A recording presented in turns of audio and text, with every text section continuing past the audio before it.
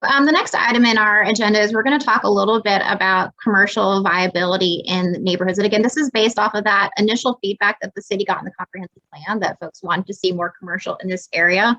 So one of our first steps was to look into, does that make sense? Does the market even support that? So again, we're going to talk more about your vision for the area and what you want to see and what you don't want to see, but we do want to talk a little bit about if this commercial idea is even viable. So I'm going to turn it over.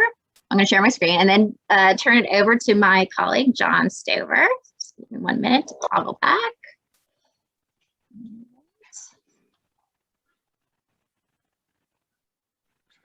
Nope, sorry. I got to re-advance. Apologies. All right, go ahead, John. Okay. Well, hey everyone, I'm loving this turnout. I can't believe we hit the max for the number of folks, and I think that speaks highly of the amount of engagement that we've seen so far. My role in this process, as Allison just said, is to help make sure that the planning objectives that we derive are actually feasible from a financial and development vantage point. So in the long run, can we actually achieve our vision, and how do we do that? And so I'm going to go kind of give a very quick and top level run through of the type of things that we're considering when we're trying to make sure we're assessing whether neighborhood commercial is feasible, if we decide that that's the direction that is right for the neighborhood.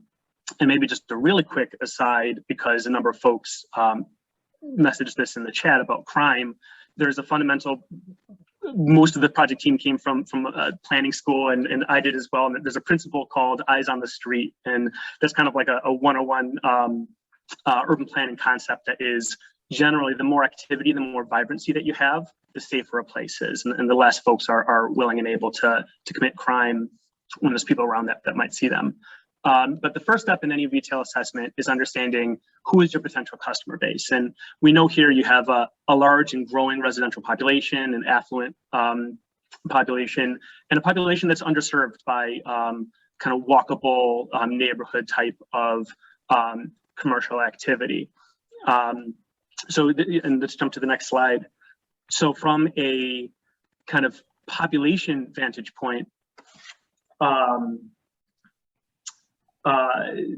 there's no reason to think that you don't kind of have the numbers that would be able to support neighborhood retail. Another consideration when thinking through commercial viability is kind of walking through the financials. And the way I think about it from a really top level is, well, what are the costs that it takes to build a commercial building and space?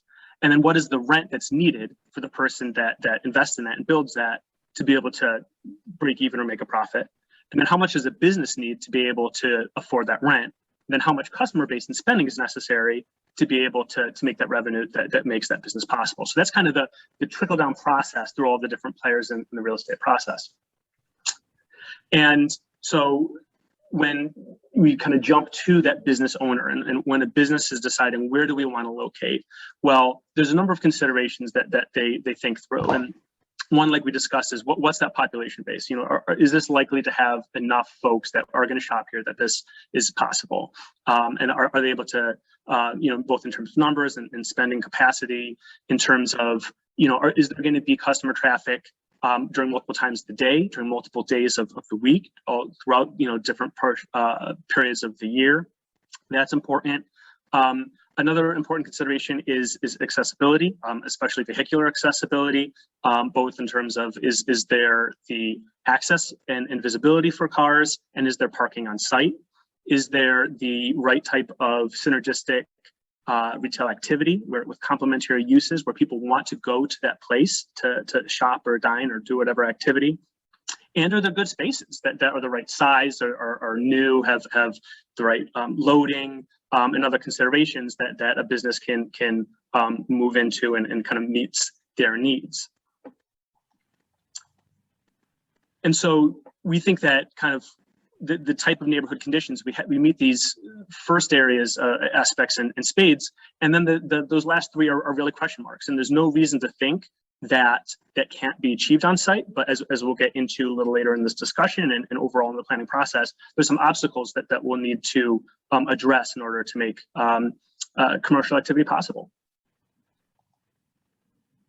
And what we've heard so far, and again, we're at the very beginning of the planning process, is support. And I think that even the poll results that we've heard so far, a number of folks have mentioned food and beverage, especially kind of neighborhood serving cafes, that, that it meets the same kind of specs that we just talked about in spades, where you need both to be able to serve local residents and destination customers for that type of retail to thrive and stay in operation. You definitely need to have parking access, especially at peak times, to during after work or during dinner, to be able to accommodate that so people will come. And you need an aesthetic environment where people want to come to and people enjoy coming to again and again.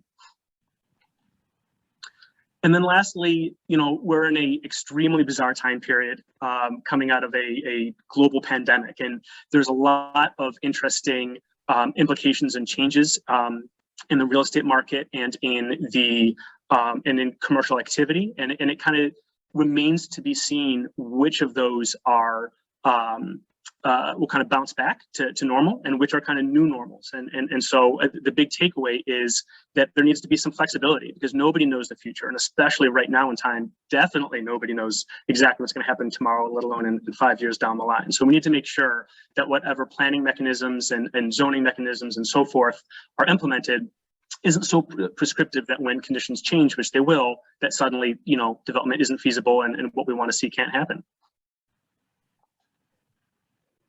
All right, great. Thank you so much, John. So, I think with all the comments we're getting and dialogue, I think this is great. And this is a really good segue into sort of this, the breakout groups that we're going to have in a moment.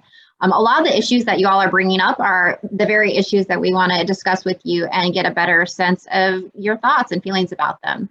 So, just in review, when we look at these 14 core parcels, again, our preliminary view is, okay, based off of previous input that we've had through previous studies, people are interested in commercial. That doesn't mean that that's what has to happen. So I do want to emphasize that that's not, set in stone. We do really want to hear what the full neighborhood vision is. But, looking at the opportunities of the site right now, so in terms of the current property owners are interested in the neighborhood's vision.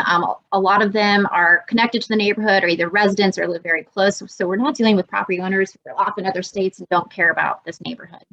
We don't have any big, big natural constraints to worry about. Our preliminary market analysis and some feedback that we've had from developers is that additional restaurants and businesses could likely be supported in this area.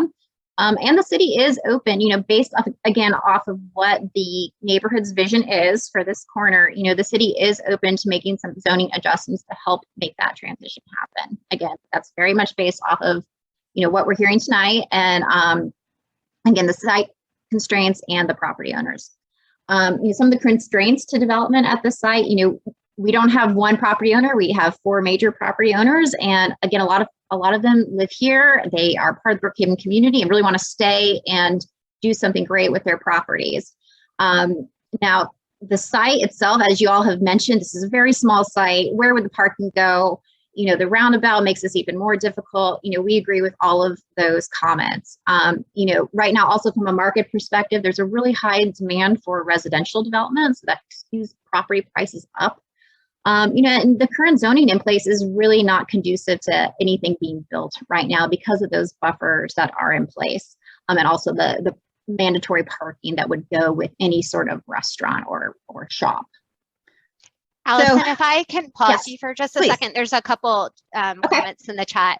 There was just a comment about that we're perhaps not paying attention to the chat, that we're trying to push an agenda. And I want to make sure people know that we are not. We're here to make sure that the vision that's in the comp plan is accurate and kind of get into more detail about it. I don't know if you want to expand on that. And then the other note or question that somebody asked was just confirming who we had spoke to in the stakeholder interviews. I know you spoke to it a little bit earlier, but it might be good to just kind of bucket who all we spoke to as a part of that. Yeah, sure. And feel free to add to that. So the folks that we have spoken to through the stakeholder interviews, we've spoken to all 4 property owners. We spoke to a number of the different city departments.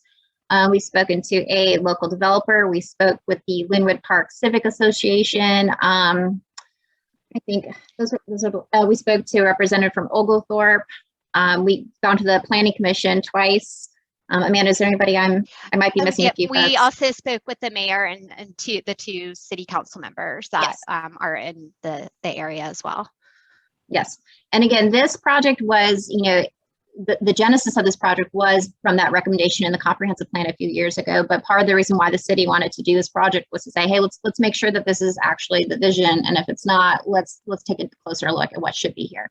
So that is our goal for tonight, is to really understand the neighborhood vision, and it's not to push an agenda, and we are really here to listen.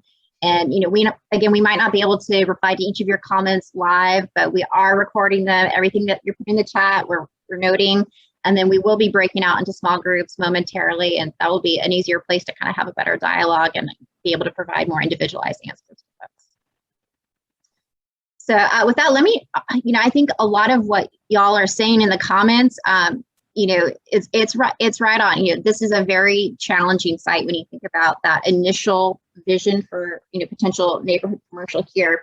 So, again, these are the 14 core parcels that we're looking at. When you put in that 50-foot buffer that's required by zoning, so that's everything in the pink, that really starts to constrain.